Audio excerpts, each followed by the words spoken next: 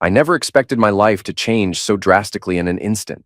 You can long for something for years, only to realize, once it happens, it's not what you imagined. That realization hit me the moment I first held my son, my long-awaited child. He was minutes old, yet confusion gripped my chest.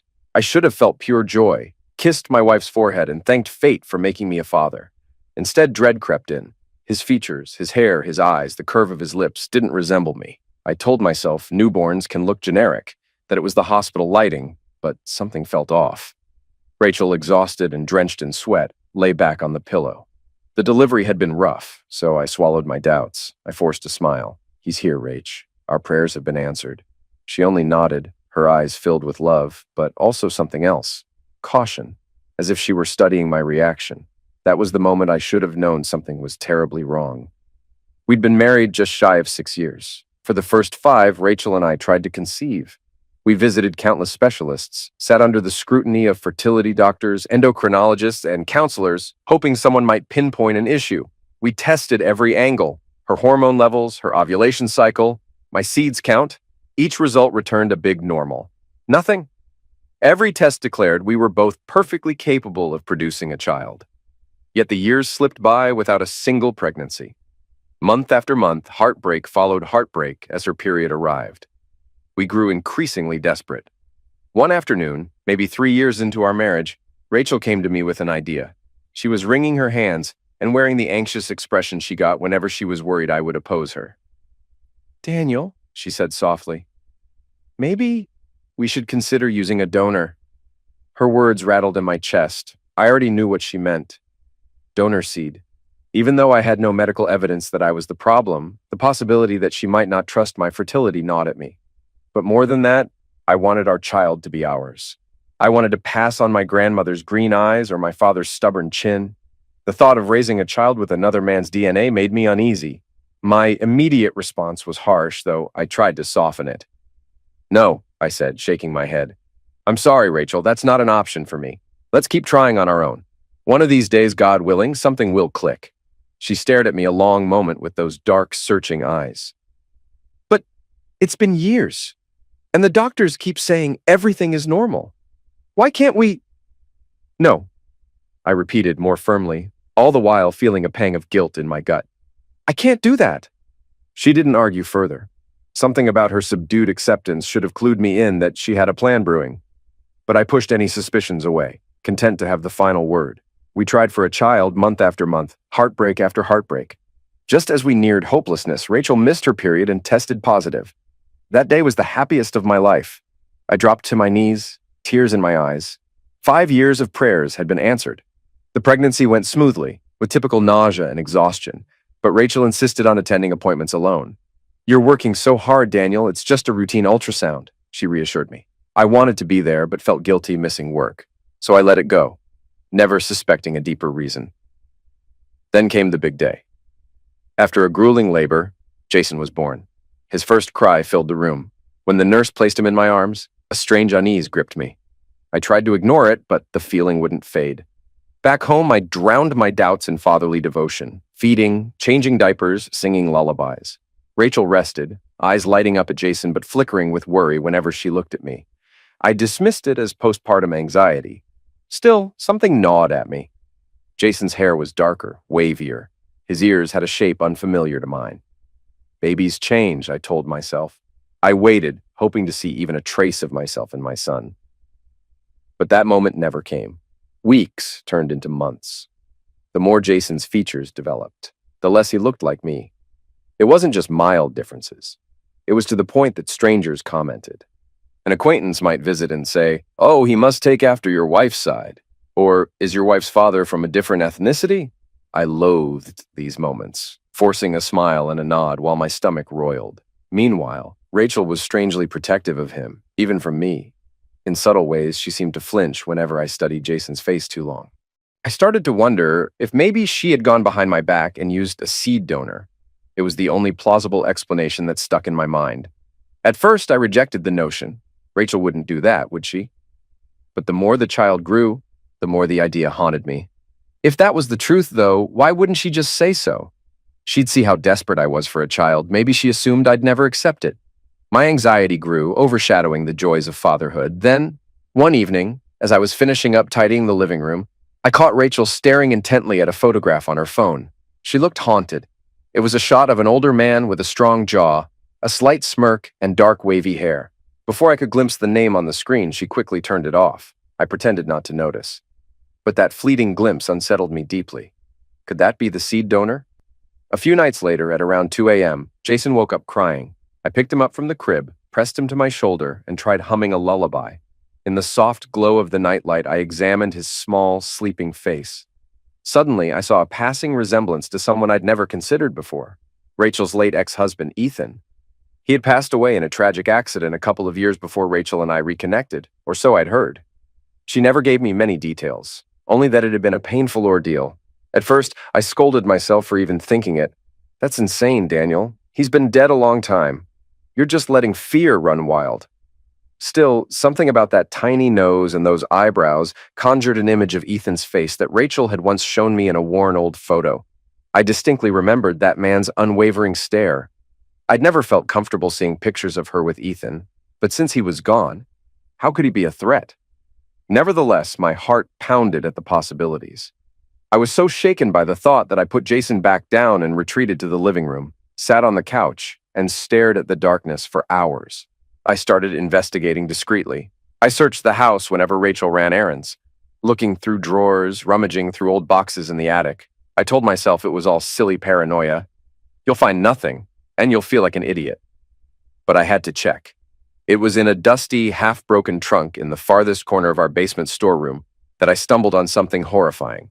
A set of documents labeled Genome Preservation, dated years before I'd married Rachel. The heading alone sent a chill through my veins. Northwest Cryogenics and Fertility, Sperm Preservation. The name on the form read Ethan Anderson. The date was from months before his death. The form included sections about posthumous usage, storage conditions, and glaring disclaimers that read, release only to spouse or authorized partner named below. My hands shook so violently I could barely hold the folder. Ethan's seeds had been preserved and authorized to be used by Rachel. There were multiple forms, some from just after his death, others from more recent checkups that indicated Rachel had visited the cryobank for consultations. These visits took place while we were still married, some even during the time we were actively trying to conceive. A pit formed in my stomach. This was beyond anything I'd imagined. If these documents were correct, Rachel had impregnated herself with Ethan's seeds, her dead ex-husband's seeds. Anger, betrayal, horror, heartbreak. My emotions came in an unrelenting wave. I felt physically sick, as if I might vomit right there on the floor. The pages rattled in my grasp. Why would she do something so deranged? Then an even sicker realization. She must have known I'd never agree. She used my desperation for a child to manipulate the situation. I could almost hear her calm voice. Don't worry, Daniel. Everything's fine. While behind the scenes, she was carrying out this twisted scheme. My mind reeled, and I found myself gasping for air. I held onto those documents as though they were evidence of a crime scene. I stuffed them into a plastic bag, marched upstairs, and locked them in my desk for safekeeping. My first impulse was to confront her immediately, but a flicker of rationality told me to wait. I needed to see if there was more to the puzzle. Also, I wanted to plan how best to handle this. The baby's first birthday loomed only a few weeks away. I decided I'd gather all the facts I could, wait until then, and deliver the truth in a single, brutal blow, if that was what it would take. From that day onward, every interaction with Rachel felt fraught with tension, especially on my side. She sensed I was increasingly distant, more secretive. She'd ask, Daniel, is something wrong? And I'd force a weak smile and shake my head. It's late at night, while she slept, I scoured our financial records on my laptop, found suspicious payments to Northwest Cryogenics. Her entire scheme began to unfold in front of my eyes. Over a year prior to the pregnancy, Rachel had found an open slot for a specialized procedure at a fertility clinic that cooperated with the cryobank. The payments lined up precisely with the date she told me her pregnancy was confirmed. I was both enraged and heartbroken. How could she do this?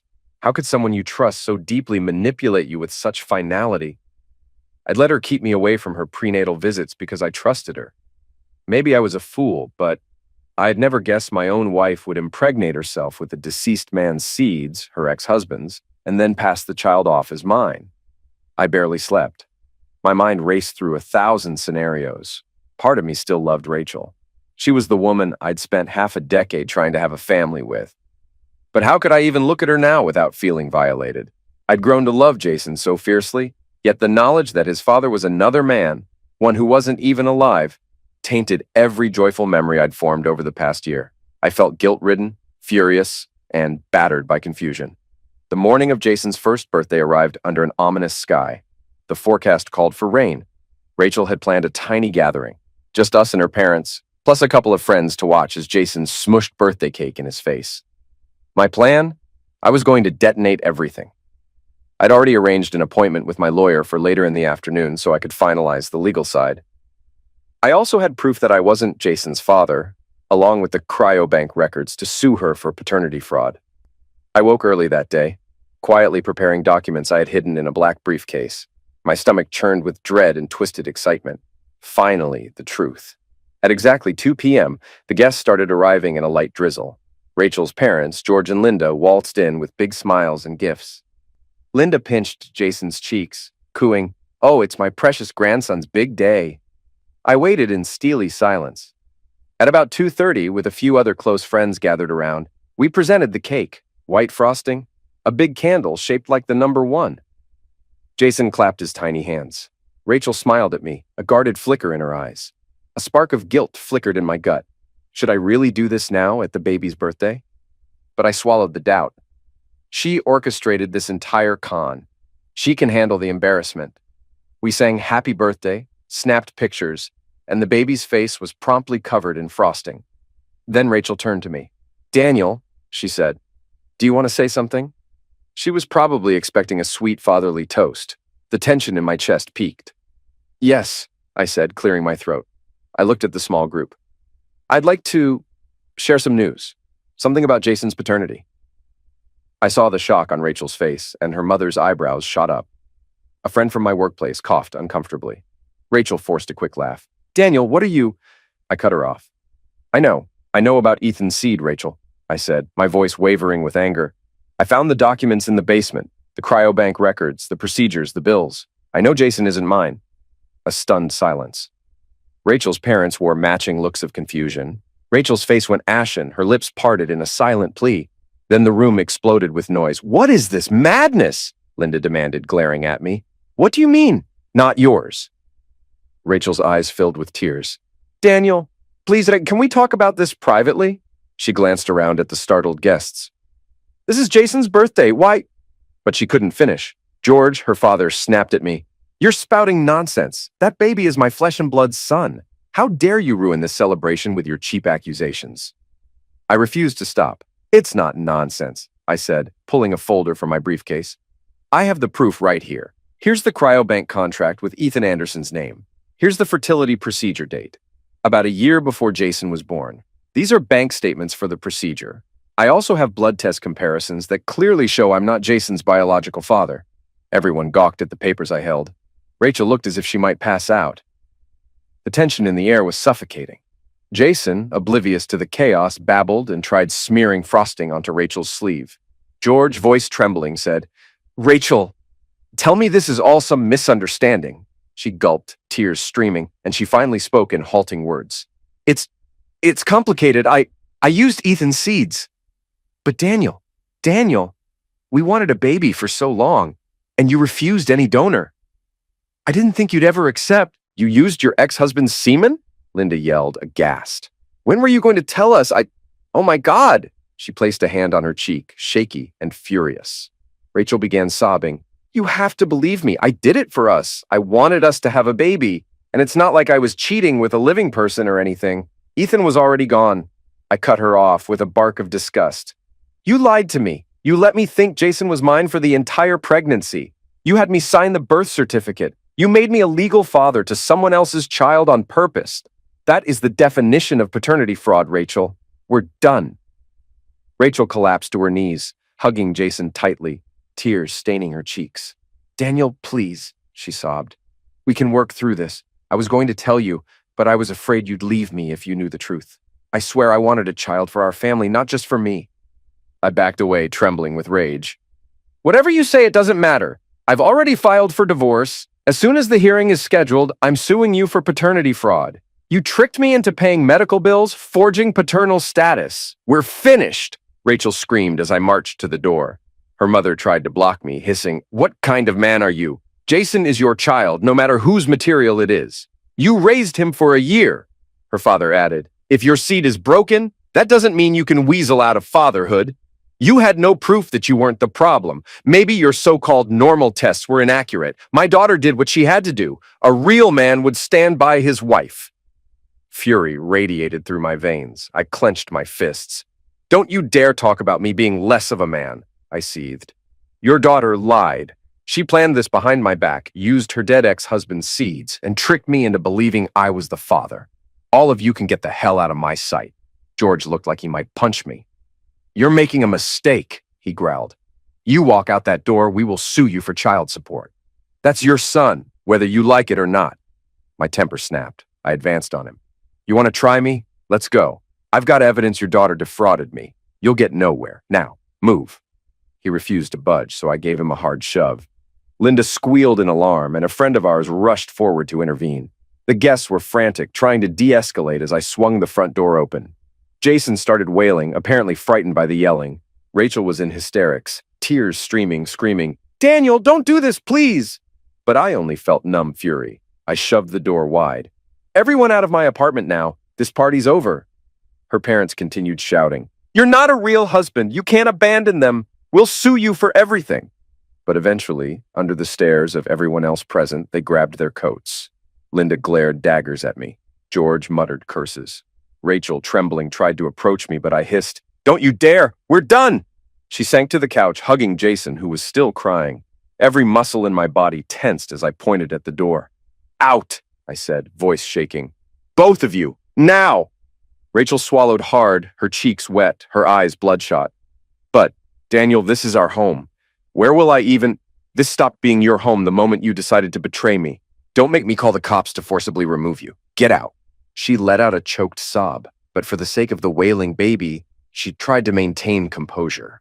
She grabbed the diaper bag in her purse, and with a last devastated look over her shoulder, she walked out into the rain, hugging Jason. Hours passed in a haze. I sank onto the living room floor, the remains of Jason's birthday cake strewn across the coffee table, half-eaten. My chest felt hollow. I wanted to rage, to punch walls, but I only slumped, staring at that single leftover candle. Our child's first birthday, the day I destroyed everything. A part of me seethed. She had it coming. Another part ached with sorrow, questioning how love could possibly twist this way.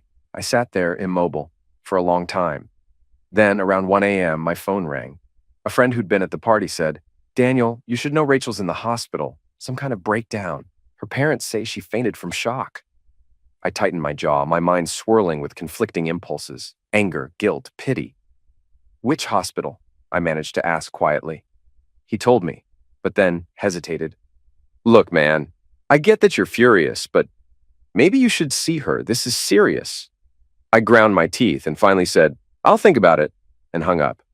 I didn't go. I was too consumed by betrayal. My lawyer had told me earlier that evening, "Legally, you're in a very good position to sue for paternity fraud. She can't pin child support on you if you can prove this was deliberate deception. You have all the documents, correct?" "Yes," I'd said, "I do." And so I stayed put, letting the black night close in around me. My phone flashed with a few more calls, presumably from her parents, but I didn't answer. Each ring only fed my rage. The next morning, a thunderous pounding rattled my apartment door. Without checking the peephole, I yanked it open. There stood George and Linda. They looked disheveled, eyes hollow as though they had been up all night. Linda's face was streaked with tears. George's mouth was set in a grim line. George shoved a finger at my chest. "Rachel's in the hospital because of you. She was under enough stress raising a child without your support. Now you've thrown her out on the street with her baby." I stood firm. "She's there because of her own lies," I hissed. "She did this, not me." Linda pushed forward, voice dripping with fury. "Daniel, you've always been so self-righteous. Well, guess what? This is your family. Whether that child is biologically yours or not, you're married to our daughter. You have a responsibility." I laughed bitterly. "My responsibility ended the minute she decided to break our vows. You come here with your moralizing nonsense. But what about Rachel's betrayal? She did it for you both, Linda shrieked. She wanted a family. You refused a donor. If your seed is defective, my semen's not defective, I roared, my face burning. We had tests. Everything was normal. She refused to accept that sometimes fertility can take time. She took matters into her own hands with a dead man's semen. That's monstrous, and you know it. George lunged forward as if to strike me. You better watch your mouth. I squared my shoulders, heart hammering. Get out of here, both of you, I said icily. I'm not playing these games. If you want to talk, get a lawyer and come at me in court.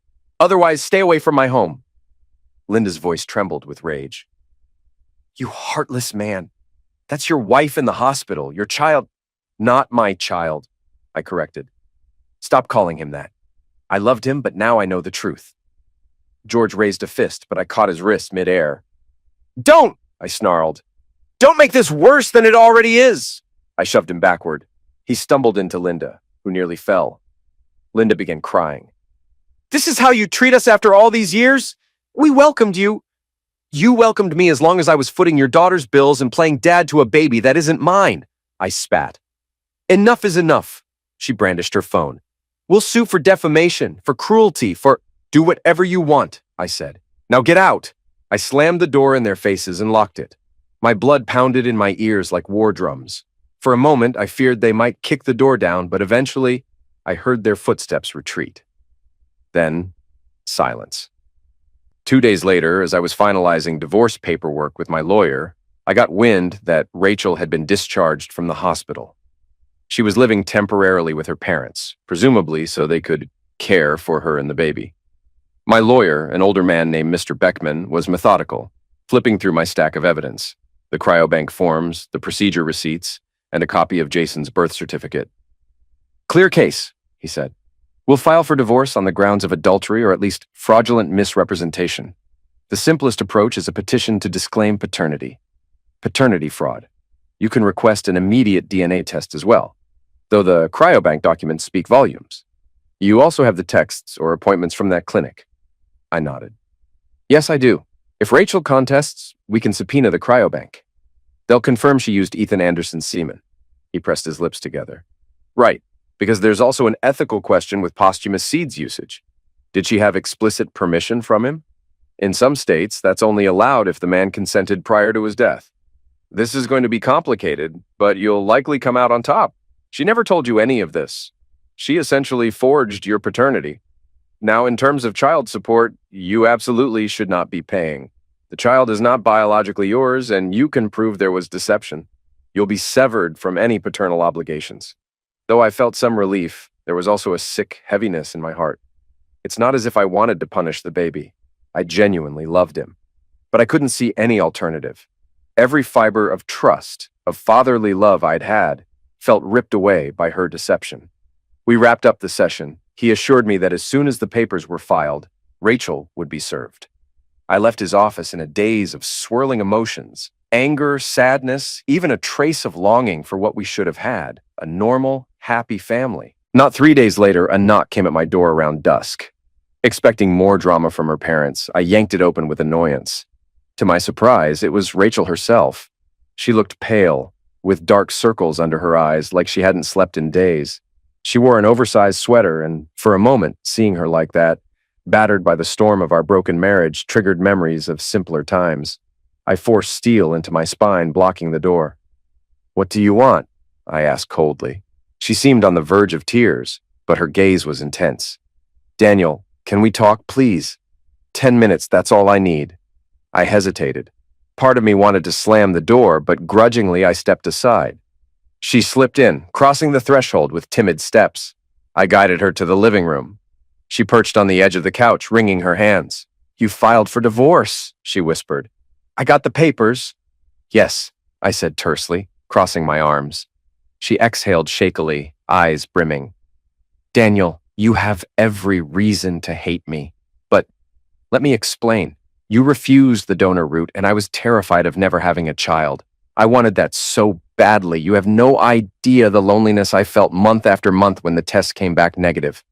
And then I remembered Ethan had preserved seeds before his accident. She broke off, swallowing. We'd planned to start a family, once upon a time, but never got the chance. I told myself it was still Ethan's donation. He wasn't a random stranger. I thought, maybe this could be a solution. If it worked, I'd have a baby. We would have a baby. You'd be a father. I told myself you'd never have to know, that you love him unconditionally. I clenched my jaw. You decided to combine your new marriage with your old one, as if I was worthless. Did you ever consider telling me the truth beforehand? Or was that not convenient for your plan? She sniffled. I was scared you'd leave me. So I reasoned that once the baby was here, you'd love him enough that you wouldn't care. I know it sounds insane. Maybe it is, but I was desperate. Desperate? So it justifies lying to me, forging my name on paternity documents, making me a legal father to another man's child? I stared at her with contempt. That's not how partnership works, Rachel. You betrayed me at the deepest level. She pressed a hand to her heart. I never stopped loving you, Daniel. Even now, I do love you. Please, if we can't salvage our marriage, can we at least try therapy? I can explain everything, and maybe we can come to some kind of arrangement for Jason. He deserves a father figure, and you've already bonded with... Enough, I snapped. I stepped back, tears stinging my own eyes. The child I bonded with doesn't exist. That was an illusion.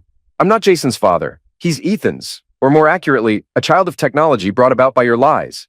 She stood, tears glistening, reached out toward me. Please, I recoiled. Don't touch me. A sob tore from her throat. If you want me to sign the divorce, I understand. But I'm begging you, don't sue me. Don't drag this through the courts. I can't handle it. The hospital bills, everything. My parents can't keep paying. I'll lose everything. I raised my eyebrows in shock at her plea. You can't handle it? What about me? My entire world turned upside down. I was deceived for over a year, humiliated in front of everyone. You had me dreaming about fatherhood, waiting to see my own features in that little boy. Then you let me discover the truth in the most revolting way. And you're telling me you can't handle the consequences? She wept silently. I'm so sorry. I was wrong. But please, we once loved each other. I did this for us. No, you did this for you. You never gave me the courtesy of a choice. My voice cracked with fury. Get out, Rachel. I'm not negotiating. Expect to be in court soon. She froze, heartbreak etched on her face. Then she trudged to the door, paused and whispered, I really did love you, Daniel. I wish you could see that. She left, quietly shutting the door behind her, leaving me in the emptiness. 3 weeks later, the divorce was well underway. Rachel had formally been served, and in a stroke of finality, I had her officially removed from the property deed. The place had always been in my name. The mortgage was under me alone, purchased before we married. The lawyer had swiftly processed an eviction notice against her as a protective measure, even though she was already gone. My message was loud and clear. Don't come back. She didn't. Her parents, in a last-ditch effort, tried to contact me, claiming I owed Rachel spousal support, threatening to smear my name in the local media. I recorded their calls and blocked their numbers, letting my lawyer handle any further harassment. The house felt hollow, but at least it was mine again, free of their accusations. In the weeks that followed, solitude engulfed me. The once lively house, filled with Jason's cries and laughter, now echoed with silence.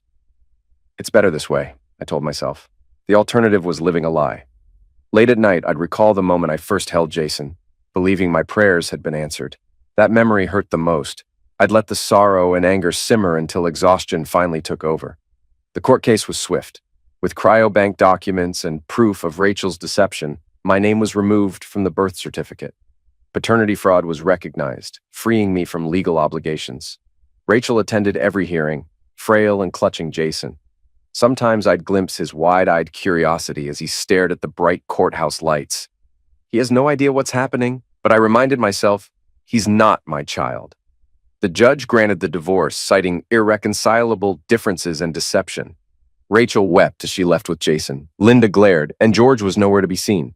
I felt nothing, just a numb sense of closure. The gavel fell, and without a word, I walked away.